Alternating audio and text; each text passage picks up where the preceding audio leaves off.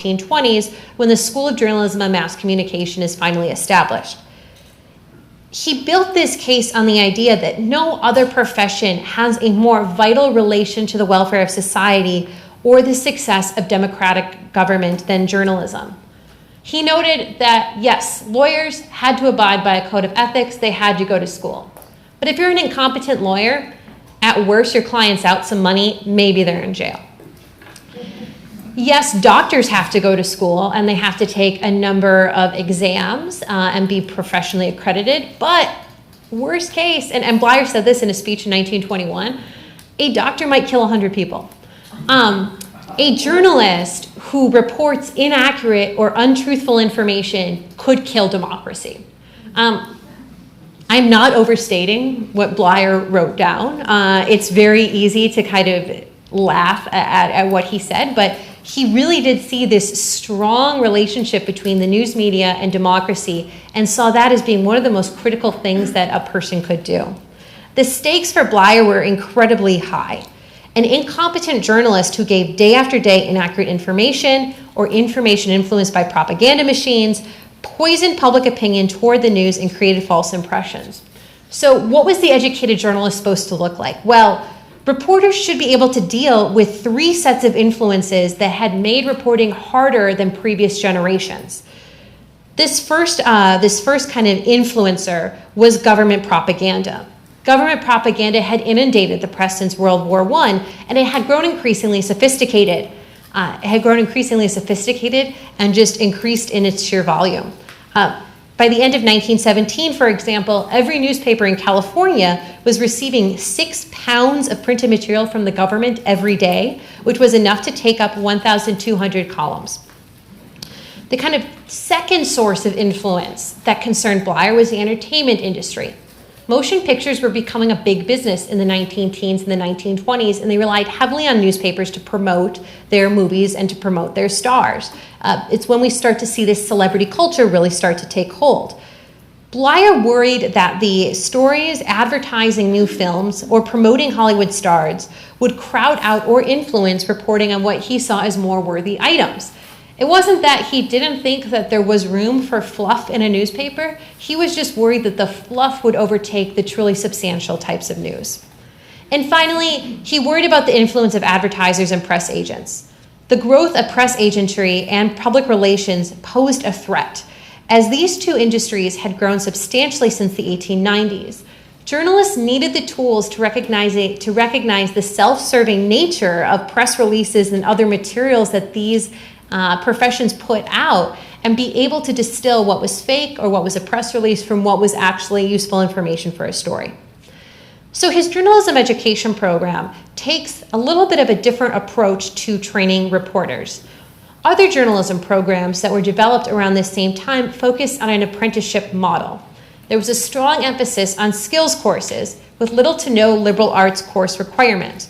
Bleier snarkily remarked that that was how lawyers were trained hundreds of years ago, via apprenticeship, and eventually people realized that was problematic. As these fields became more advanced, apprenticeship just simply did not provide an adequate education. Reporters needed a broad, liberal arts-based education and were required to take courses in history, economics, political science, just as frequently as they were also required to take some of those more hands-on skills courses. It's worth noting that the journalism school on campus still promotes this liberal arts-based approach to undergraduate reporting and strategic communication education. They promote a program that has this mix of liberal arts classes with skills courses. At the core of Bleier's plan was the cultivation of an informed and critical intellect. This was the most important thing a reporter needed to have, along with a sense of social responsibility. So even in these skills courses that reporters took, he tried to incorporate elements of critical thinking. His news writing class, for example, combined the skills of news work with the intensive study of news and its significance. A course in copy editing, which involved learning how to find errors and write headlines, served a larger purpose of helping students evaluate news from different sources. The 20th century journalists, and indeed even the 21st century journalists, needed to be able to separate the truly newsworthy information from the truly trivial.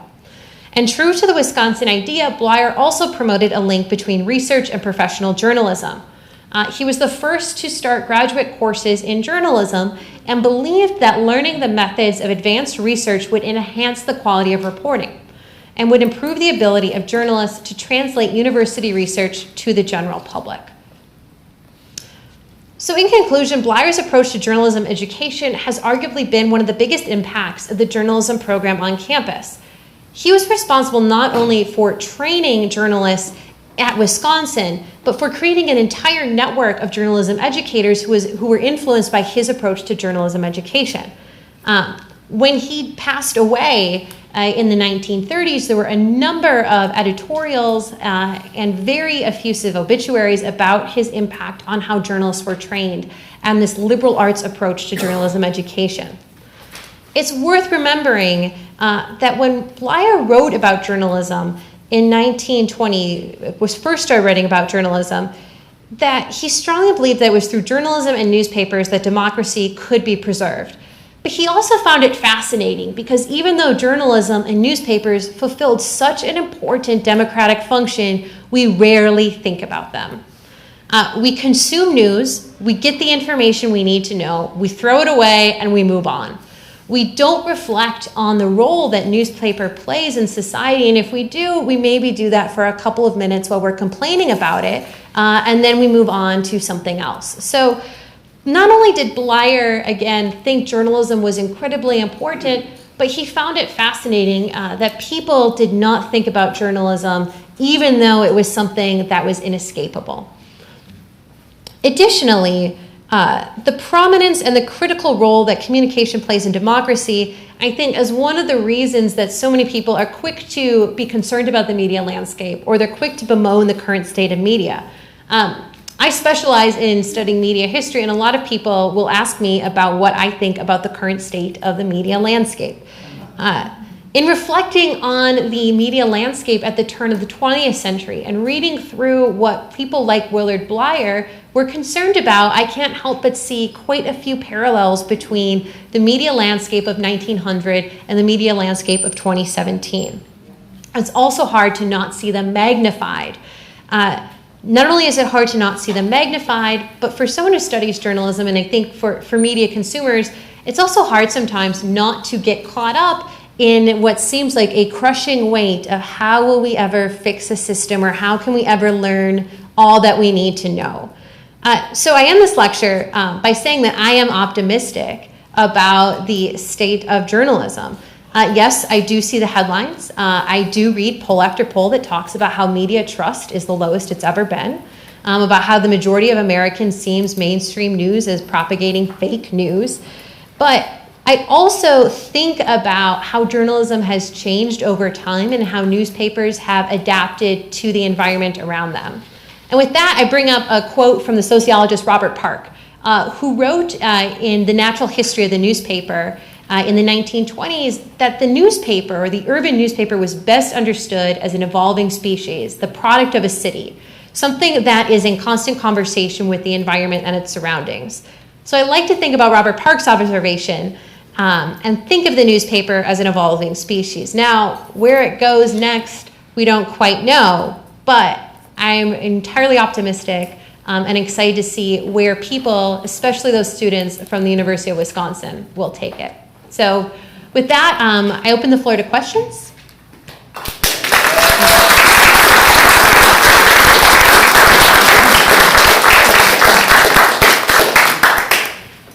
Yeah.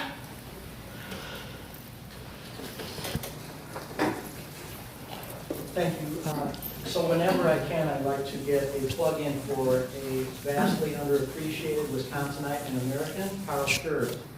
And I'm wondering if you know anything of his influence in journalism other than what I will say, which is that he was an editor, I believe an editor, possibly a publisher, but I think an editor across from Missouri to back to Boston out east. He mentored Joseph Pulitzer and wrote for The Nation, may have been an editor of The Nation. I'm not certain on that. Can you add anything about Carl Schurz? He's from Watertown. When he immigrated, he was an 1848er.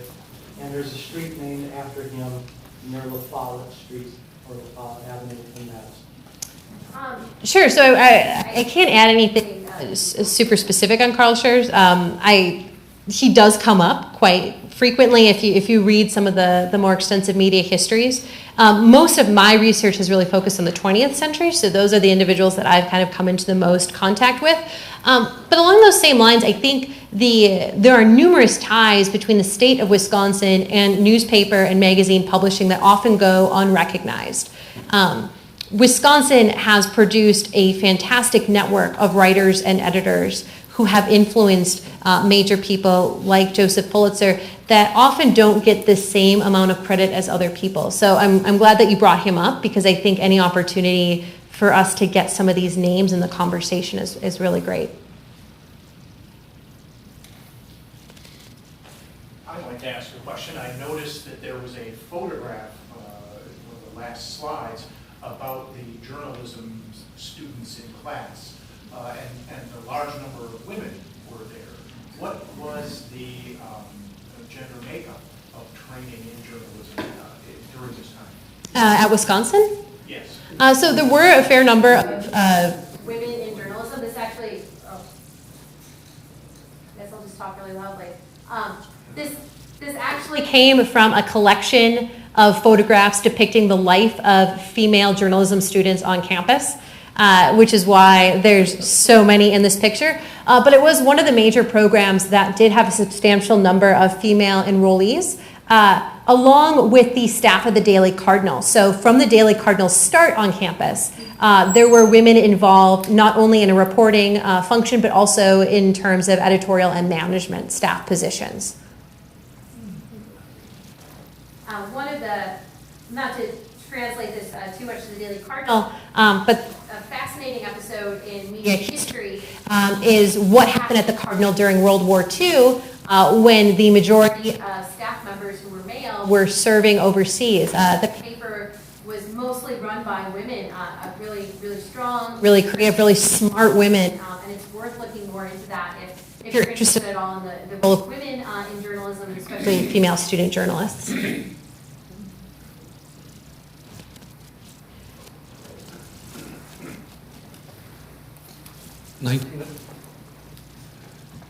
1909 was about that time that the Extension Service was starting in the College of Agriculture.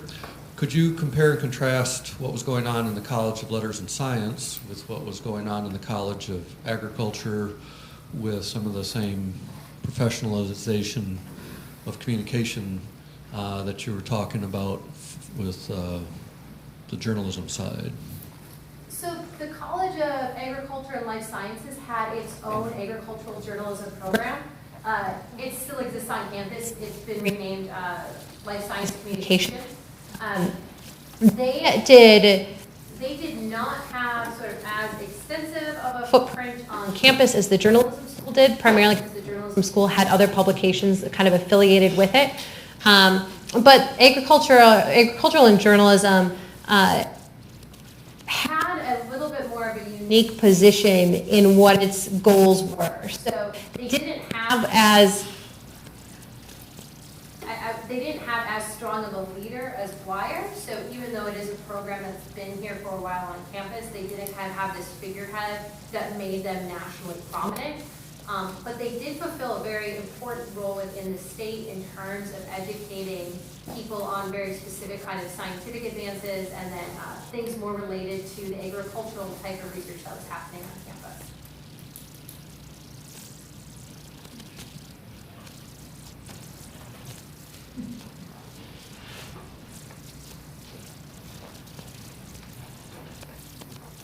Hi, I have a question about the sort of concerns over journalism. You said you had issues with sensationalism and professionalism that seem current today.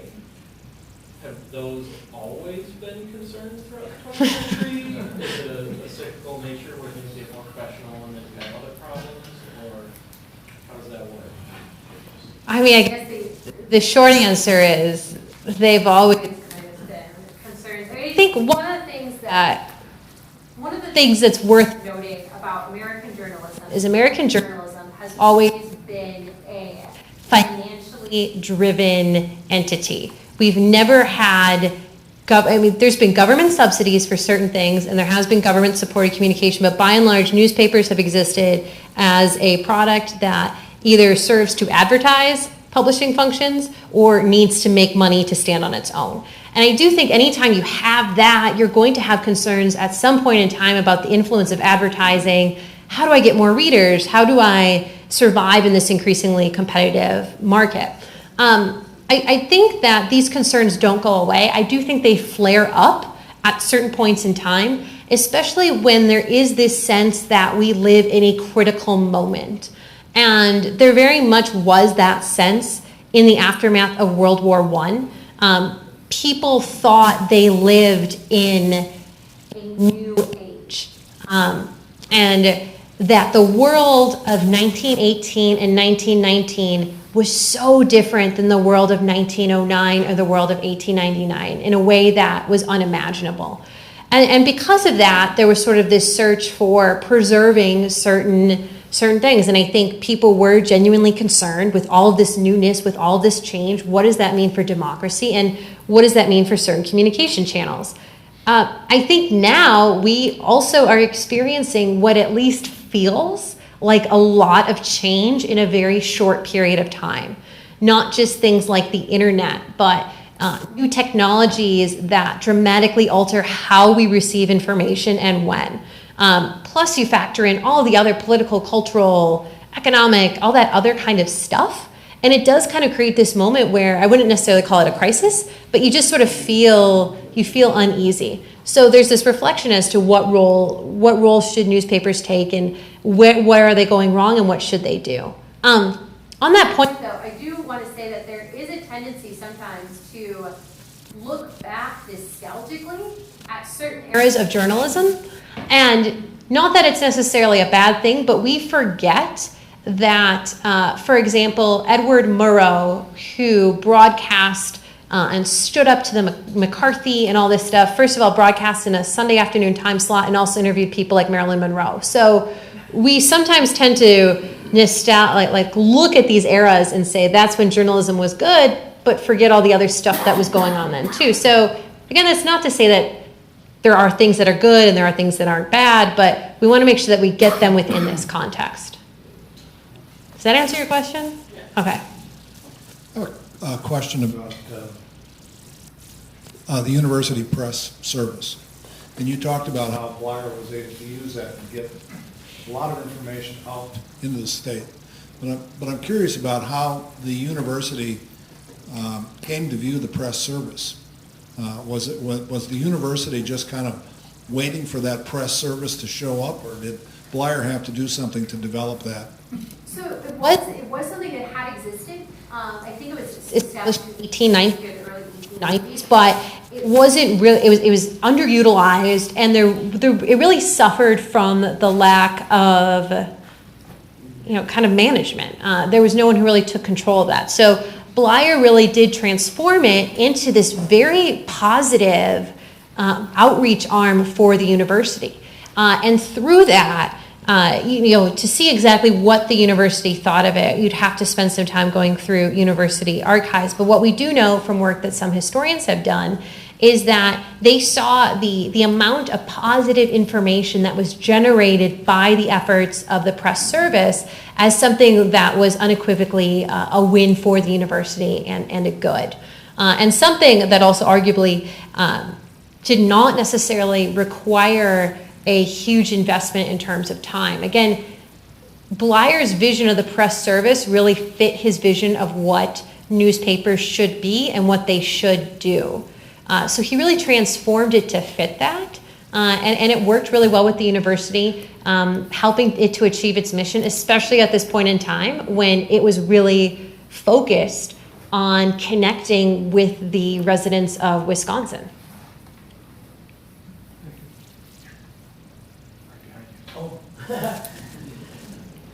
I unfortunately did not know much about Willard Bleier, and am I hearing you correctly are you saying that he was a national revolutionary in how we look at journalism, the professionalization of journalism, the idea that closely connected to the Wisconsin idea, which I'm sure influenced him, the sifting and winnowing of facts to acquire the truth as best we know it, to relay that to democracy and citizen base, to retain democracy. These and the use of sunlight journalism, the sunlight being the best disinfectant. These are all ideas that he primarily pushed ahead of any other.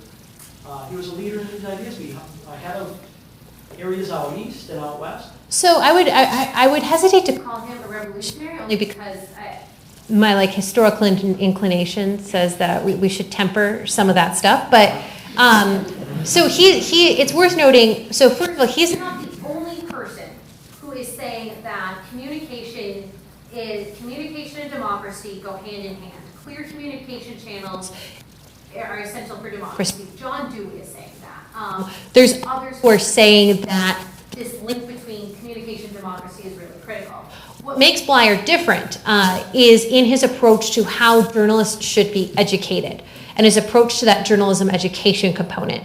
Because previously, the way that journalists had been educated, or sort of the format that was being advocated, was this apprenticeship model where you mostly took reporting skills classes. The biggest thing that makes Bleier different is this reliance on a liberal arts foundation in order to supplement these skills courses, as well as integrating into the skills courses some of these elements of critical thinking. And if you're interested in more on Bleier, and he does have this very extensive network of journalism educators that he works with from the University of Wisconsin. The University of Wisconsin is also one of the first graduate programs in journalism to grant PhDs. Because of that, he is training kind of the heads of your Columbias, your University of Missouri's, your Berkeley's, kind of these individuals who go on to occupy journalism education roles across the country. If you haven't read it already, the piece by Carolyn Bronstein and Stephen Vaughn, which is on the website for this course, is just a really great, pretty short overview of Willard Bleier and his life, and primarily his impact on journalism education. So, I wouldn't say he's a revolutionary, but if we're gonna call him a revolutionary for anything, it's that approach to journalism education. All that other stuff, he's saying it, and he's saying it on a very powerful platform, but there's other people saying that along with him. Forgetting about the history, I'm jumping forward to 2017. Today, actually on public radio on the Wisconsin Ideas Network, there was a whole thing on journalism for 2 hours today. And it was the On Point show. And they were talking about what I would call the consolidation and homogenization of what's happened to local newspapers. And they stated that, I don't know how many years ago it is, because I'm forgetting now, but that at one point in time, say 20 years ago, there were 1,600 newspapers in this country, local newspapers that not only did national news, world news, and local news.